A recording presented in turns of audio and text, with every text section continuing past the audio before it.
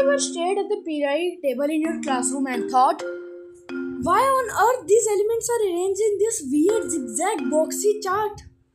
Well, what if I told you this colorful chart hides secret patterns that explain all chemistry?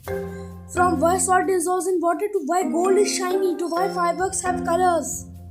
Today, let's decode those hidden patterns in the simplest way possible. The periodic table is like the family photo album of the universe.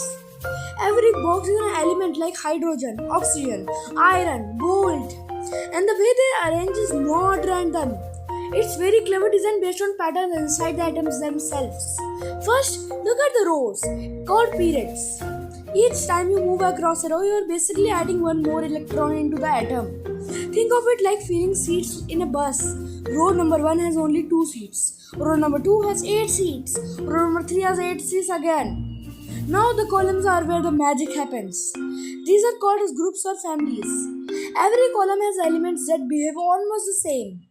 Example, column 1 is the alkali metals, lithium, sodium, potassium. Drop them in water and they go boom. Column 18 is the noble gases. They're chill, stable and don't want to react with anyone. Here's a secret pattern. Atoms actually shrink as you go across rows, but bigger as you go down columns. Metals on the left desperately give away electrons.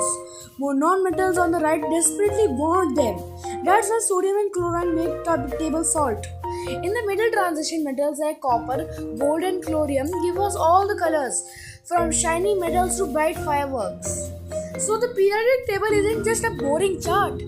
It's a map of the universe building blocks with patterns hidden in the plain sight. Once you see these trends, you'll never look at it the same way again. It's not chaos. It's the ultimate cheat sheet for how matter works.